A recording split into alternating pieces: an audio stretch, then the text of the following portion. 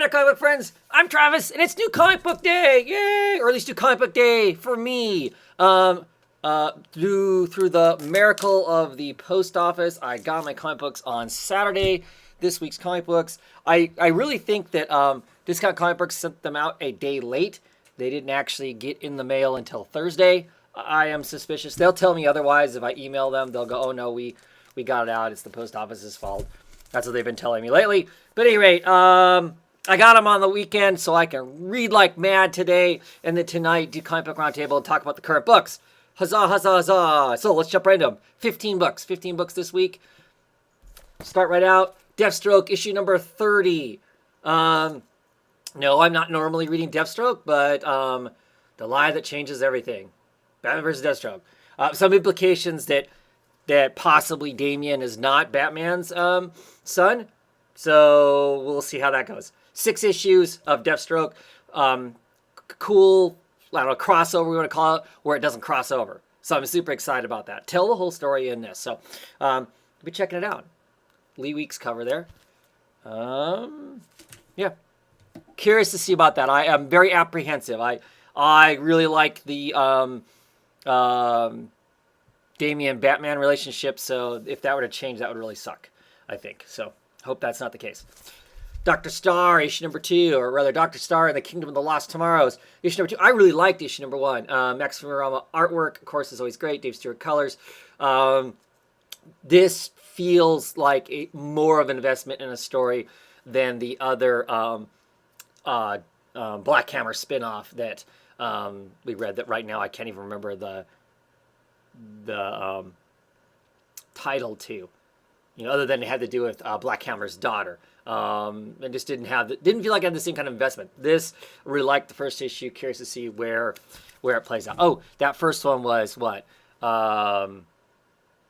Sherlock something or other. Yeah, anyway, doesn't matter. A new book. I think it is Isola. ISOLA. Really, I'm not excited by that title just because it's hard to read. If it's hard to read, how do you talk about it, right? This is a new book. Number 1, it is written by Brendan Fletcher. I cannot remember who the artist is offhand. I've seen other creators and stuff talking the book up, so I decided to give it a shot. I originally wasn't going to. So Brenda Fletcher and Carl Kerschel. And Carl Kerschel also does the art with Masaki, I guess, is the colorist. I don't know. Looks cool. Got a fox in it. Young heroine here. So, yeah. No idea. Zero idea what the story is about.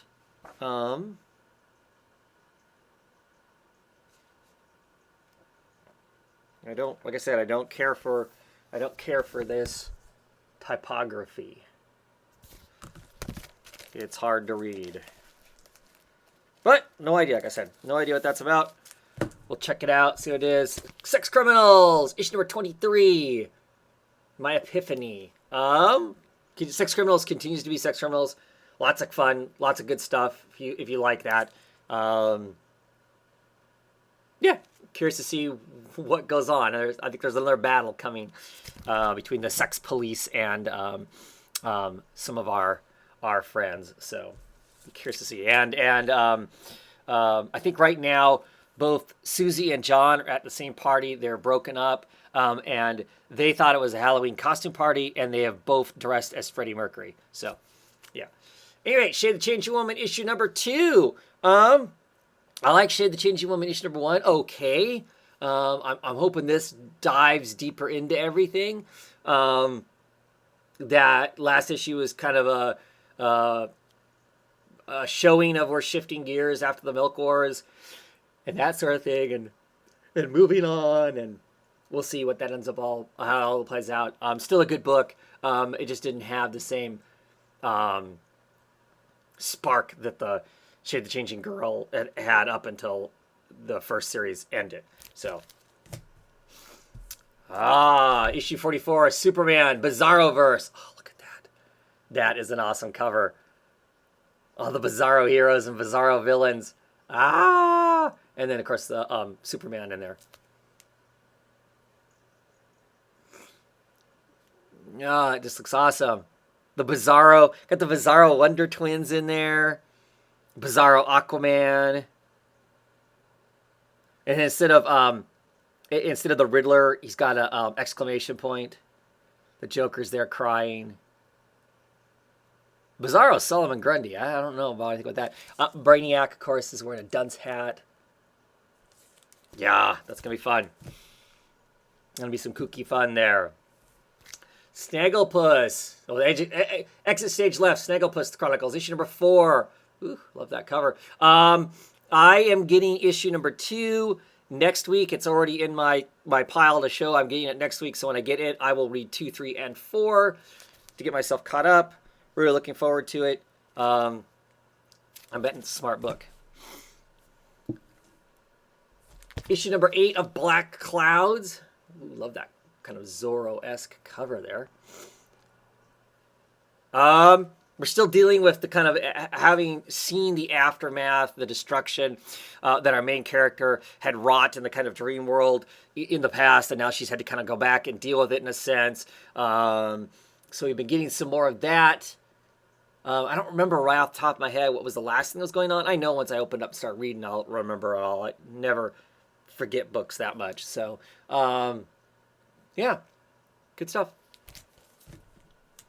Forward to getting back into it. I guess it took a while to get this one out because there were some complications in how they wanted to tell the story, and they had to kind of work out the kinks as creators as to how they were going to make that happen. The name I can't read, Koshiki, I don't know, The Deathless. I've been enjoying this. This is issue 4 of 6. He's pretty much killed all the dragons. There's only one dragon left at this point, and he is going off with that dragon, I believe. So we'll see what's next as he's sitting in this bar in hell telling this story to Hellboy. So. Yes, The Wicked and Divine.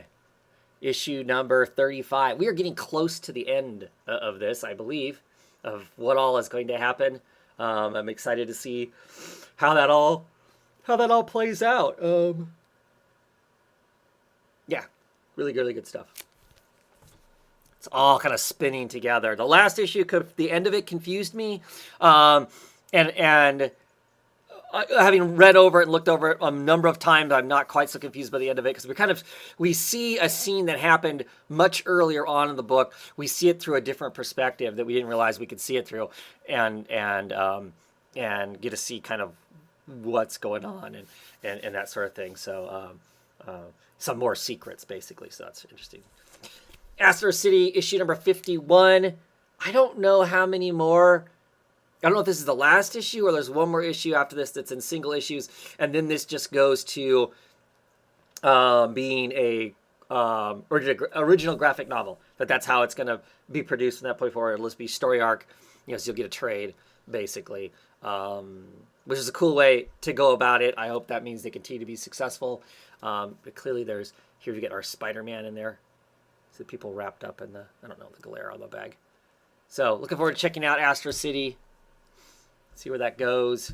Then we have Batman, issue number 44. This is clearly the Bruce Wayne cover. Something old, something new. We're getting really close to the wedding. Really curious to see what's going to come on. This one's got both Janin and Jones, I believe, doing artwork on it. So, yeah, that's pretty cool. That's the standard cover. And then, of course, here is Batman 44. Here is the variant. Something borrowed, something blue. So that's the old wedding thing, right? The things you got to have. Have something old, something new, and something borrowed, and something blue. Originally wasn't going to get both covers. Then it was offered, and so I said, what the hell? Because I actually really wanted this one. I wanted the variant cover just because of the Jolie Jones art and dress and whatnot for Catwoman. And we ordered this one, and then this came as a special order. And it didn't seem like we could cancel this one. So there we are. And let's see. Next up, we have Batman White Knight, issue number 7. Originally, this book was only going to go 7 issues. We'll see. We'll see where it goes. This has been fun. Like the artwork. I continue to think that once I've got all of the issues, I'm going to reread it again, and I would be interested in possibly sitting down with some other people and having a conversation about Batman White Knight, what we all got out of it. So, I don't know what I'm getting out of it, other than good art. I don't know. And finally, Black Bolt, issue number 12, the end of Black Bolt. As a comic, Sadine Hamad and Christian Ward, they had created a story up till issue 12.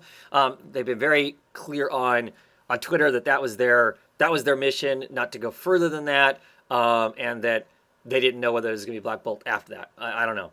I don't know if that really meant that they really had nothing else to tell. They really didn't want to tell any more story, or they wanted to use the characters in other ways, and so they are. At any rate, they got to tell their 12-issue story. I'm looking forward to this last issue. Black Bolt has been near death. We'll see how he escapes that completely in this issue, I would assume, and what happens. Wonderful, wonderful book. It's had great emotional moments in it, some funny moments in it, and some just amazing art by Christian Ward. So, looking forward to checking that out. And that is it. I'm going to go read some tea and listen to some tunes and read some comics. And I will see you tonight for Comic Book Roundtable. Have a great one, everybody.